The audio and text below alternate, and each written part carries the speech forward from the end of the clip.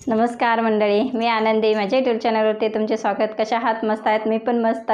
आज आपल्याला आलेले आहे गोधडी, म्हणजे असे ब्लाऊज पीसापासून नवीन ब्लाऊज पीस आहेत. नवीन ब्लाऊज पीसापासून आपल्याला गोधडी आलेली आहे, ती मस्त मी शिवणार आहे. आणि माझा हा व्हिडिओ शेवटपर्यंत बघा. लाईक करा, सबस्क्राईब करा, शेअर करायला अजिबात विसरू नका.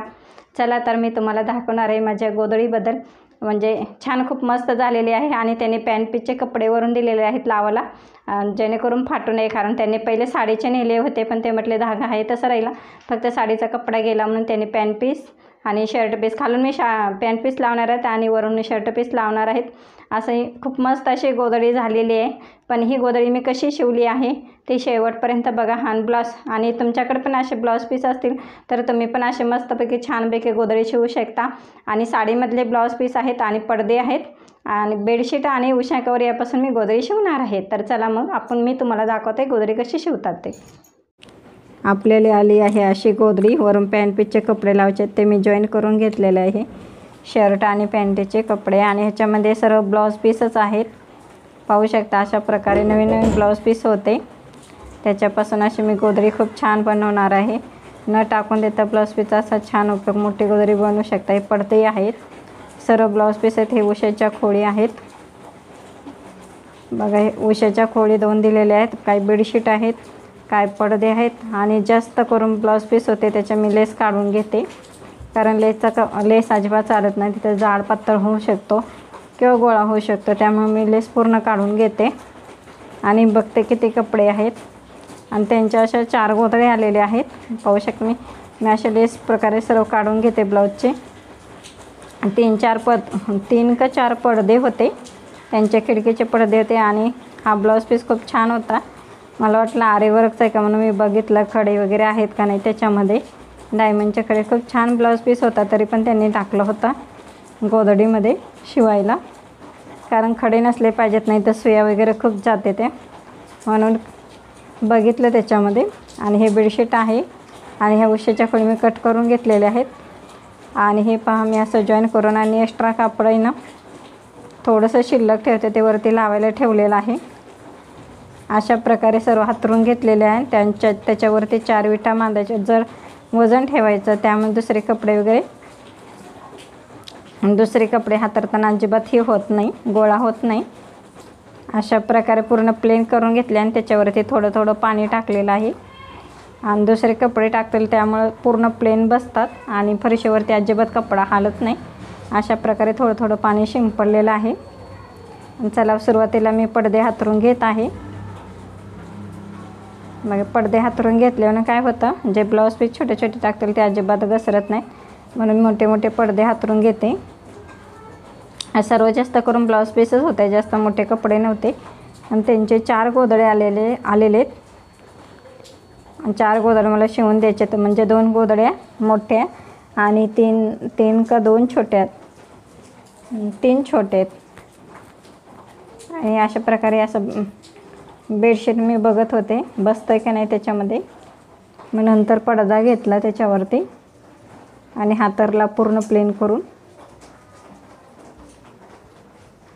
आणि थोडं मी नंतर बेडशीट हातरलेलं आहे, कारण सुरुवातीला मोठे मोठे कपडे हातरले ना, वरती छोटे, मध्ये छोटे हातरले ना, अजिबात गोधडी गोळा होत नाही. आतले कपडे गोळा होत नाही शिवताना. पूर्ण प्लेन असे खूप छान येते. पाहू शकता अशा प्रकारे ब्लाऊज पीस हातरत आहे. आणि हा व्हिडिओ पूर्ण शेवटपर्यंत बघा, स्किप वगैरे काही करू नका. आणि तुम्ही पण असे तुमच्या घरामध्ये पण असे ब्लाऊज पीस असतील, त्या ब्लाऊज पीसापासून असे मस्त तुम्ही गोधडी शिवू शकता. बघा, हे पूर्ण साडीमधलेच ब्लाऊज पीस आहेत त्यांचे. बघा, मी असे उभे आडवे करून एक एक करून आहे ना ब्लाऊज पीस हातरत आहेत. आणि या ब्लाऊज पीसचे मला वाटलं खूप हलके होईल, पण पॅन्टचे कपडे टाकल्यामुळे खूप जड झाली गोधडी, आणि शिवताना पण खूप तकलीफ दिली ह्या गोधडीने. बघा, पूर्ण साडीमधले ब्लाऊज पीस होते. त्यात आईने किती दिवस म्हणजे साठवून ठेवले असेल काय माहिती, एवढे ब्लाऊज पीस होते. ह्याच्या अगोदर पण मी ब्लाऊज पीस शिवलेले, पण वटीला आलेले त्याच्या ब्लाऊज पीसची गोधडी मी शिवलेली होती. पण हे सर्व साडीमधलेच ब्लाऊज पीस होते. त्याच्यानंतर जाड पातळ बघून बेडशीट अशा प्रकारे हातरून घेतलेला आहे.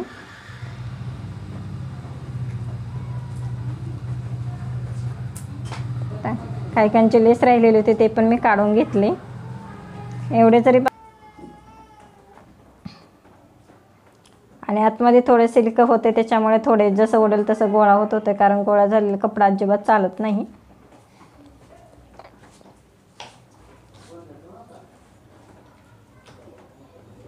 बघा हा पण पूर्ण प्लेन करून घेतलेला आहे.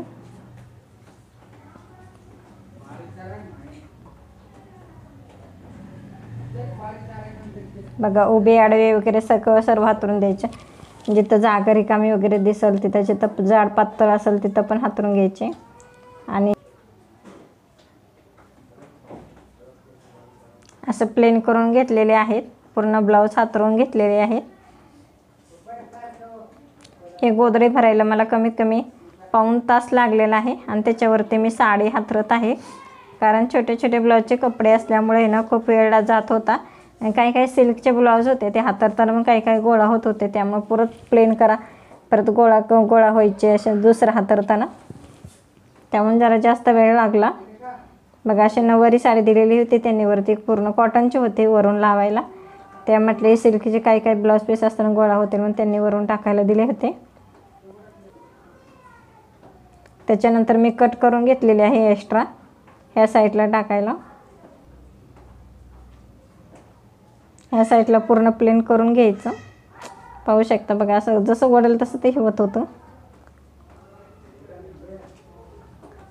ह्या साईडला मी हातरलेलं आहे एक्स्ट्रा साडी राहिलेली शिल्लक.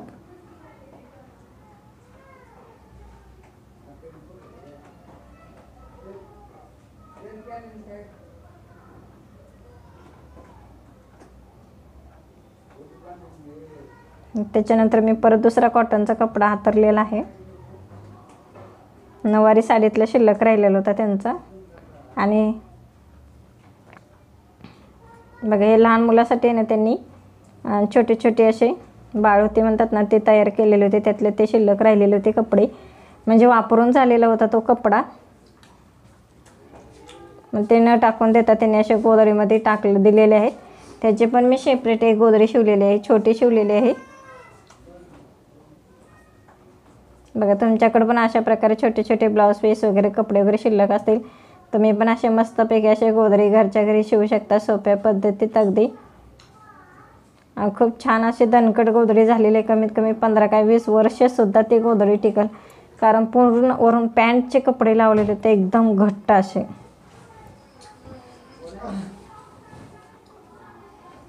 खूप पहिले कॉटनचे कपडे हातरून घेतले, परत असं वाटलं की त्यांना जाड गोदडी हवी होती.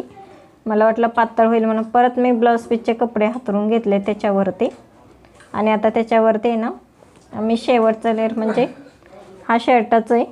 शर्ट कापड असतं ना जे लग्नात वगैरे आलेले असतात बघा, त्याचं मी जोडूनही ना असं पाल तयार केलेलं आहे. अशा प्रकारे त्यांनी साडी नाही लावली, त्यांनी अगोदर साडींच्या गोदड्या शिवून नेले होते, पण ते म्हणले लवकर फाटते साडी, धागा आहे तसा टिकतो म्हणले पण साडी लवकर फाटते, त्यामुळे त्यांनी शर्टचा कपडा खालून पॅन्टचा कपडा दिला आहे लावायला आणि वरून शर्टचा कपडा दिलेला आहे लावायला. आणि नवीनच कपडे होते, खूप छान अशी मस्त गोदडी होणार आहे, झालेली आहे खूप छान मस्त अशी. आता मी दोरा घेतलेला आहे, ही सुई आहे बघा, ही सुई आहे आणि ते मोठ्या धागे टाकून घ्यायचे, मोठे मोठे धागेने, त्यामुळे आतले कपडे ना अजिबात गोळा होत नाहीत.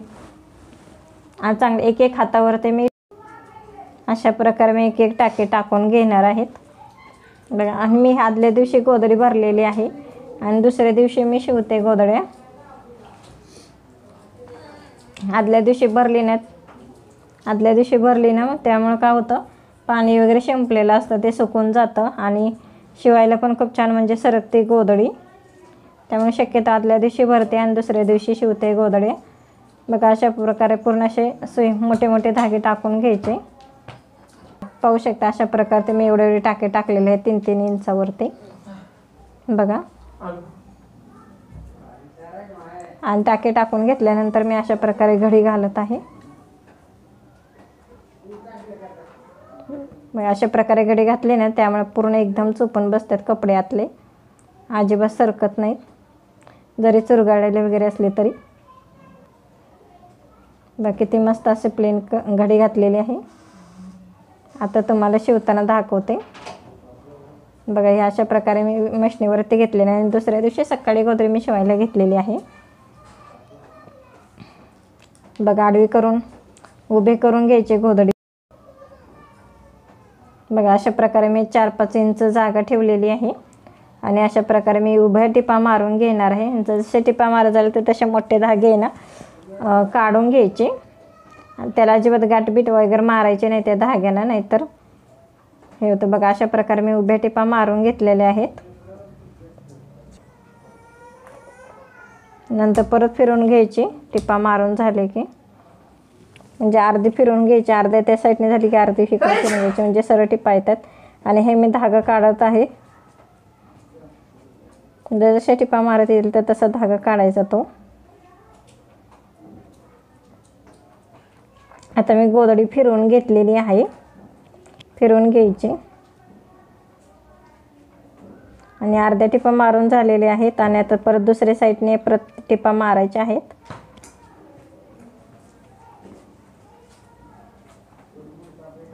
बघा अशा प्रकारे पूर्ण प्लेन करून घ्यायची आणि त्या साईडने गुंडाळा करून घ्यायची.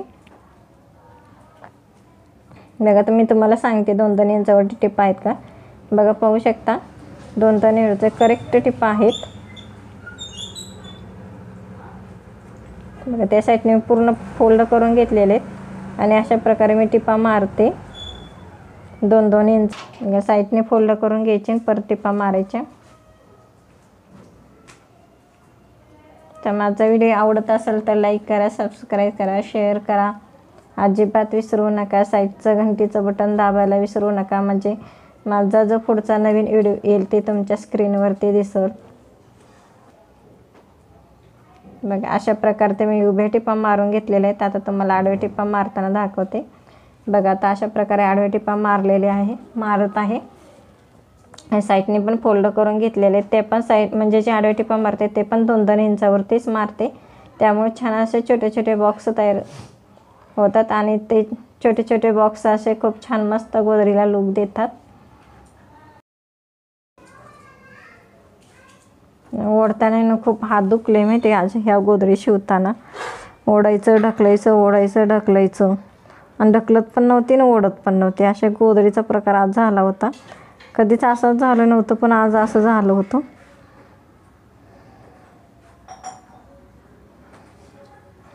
बघा मी साईडने फोल्ड करून तसंच पुढं पण ते सरकवत आहे आणि ही पण गोधडी पुढे सरकवत आहे.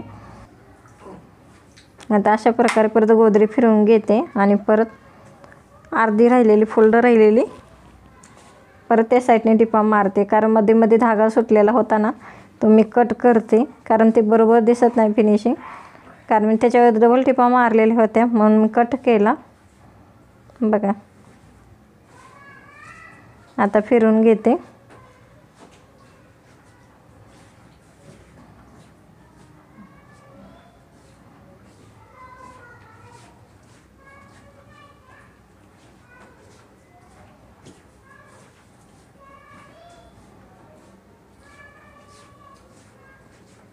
बघा अशा प्रकारे मी उभे परत टिपा मारते, बॉक्स तयार करते फिरून घेऊन आणि त्या साईडने परत गुंडाळा करते त्या गोधडीचा. गोल गोल फिरत गेले ना तसे गोधडी पण पुढे. आता तुम्हाला दाखवते.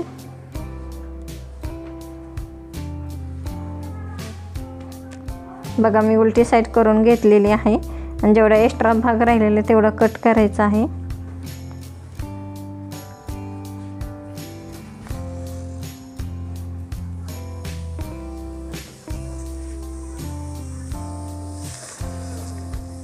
बघा आता तुम्हाला दाखवते कट करताना व्हिडिओ. बघा हे एक्स्ट्रा मी कापड घेतलेलं होतं तेवढं मी कट करते त्यांच्या मापापेक्षा. आणि शक्यतो मी 4-5 इंच मी जास्तच एक्स्ट्रा घेते, चौकडून 4-5 इंच जास्त एक्स्ट्रा घेते खालचं कापड.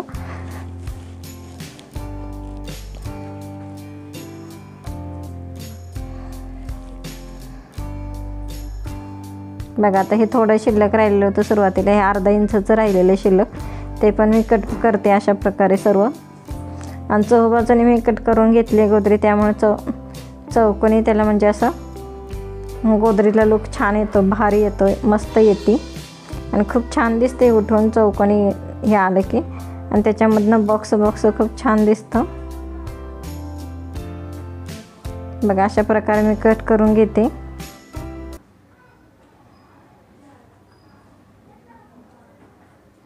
आता तुम्हाला चला गोट मारताना दाखवते बघा. 2 इंचाचा कपडा घेतलेला आहे आणि त्यांच्या साडीतनं शिल्लक राहिलं होतं. हे काठपदराच्या साडीतलं आहे.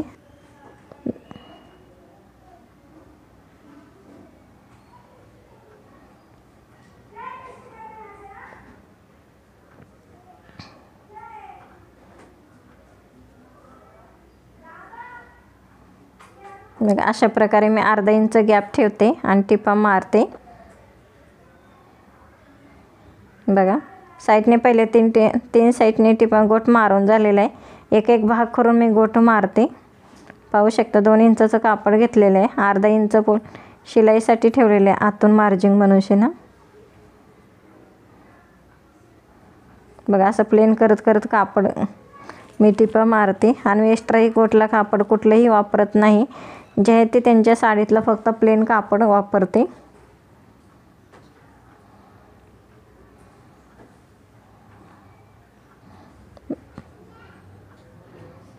बघा पुढं सरकवा जायचं, पाठीमागनं प्लेन करत राहायचं कपडा. अशा प्रकारे मी चौबाजूने गोट मारून घेतलेला आहे.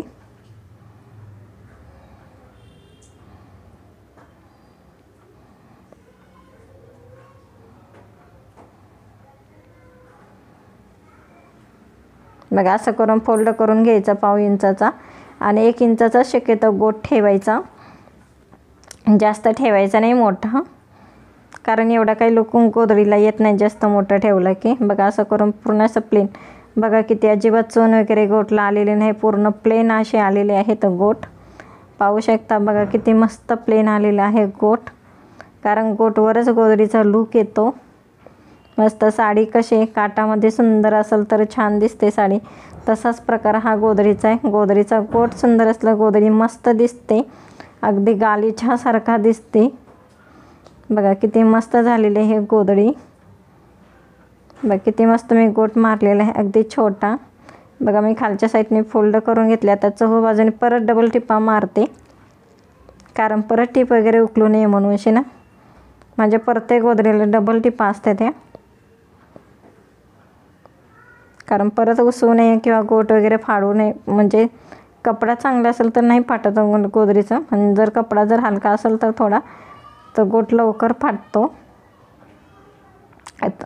कपड्यांवरती जे काय आहे ते कपड्यांवरती शिलाई अजिबात, धागा अजिबात तुटत नाही. बघा अशा प्रकारे चहूबाजूने माझा गोट मारून झालेला आहे. आणि माझा व्हिडिओ आवडत असेल तर लाईक करा, सबस्क्राईब करा, शेअर करा, अजिबात विसरू नका. शकता आता कशी झाली माझी गोधडी नक्की कमेंट करून सांगा मला. बघा फिनिशिंग वगैरे एकच नंबर. बघा किती मस्त झाली माझी गोधडी. सांगा मला नक्की कमेंट करा, शेअर करा, लाईक करा, सबस्क्राईब करा, शेअर करा, विसरू नका. बघा उलटी बाजू बघा. चलो बाय बाय.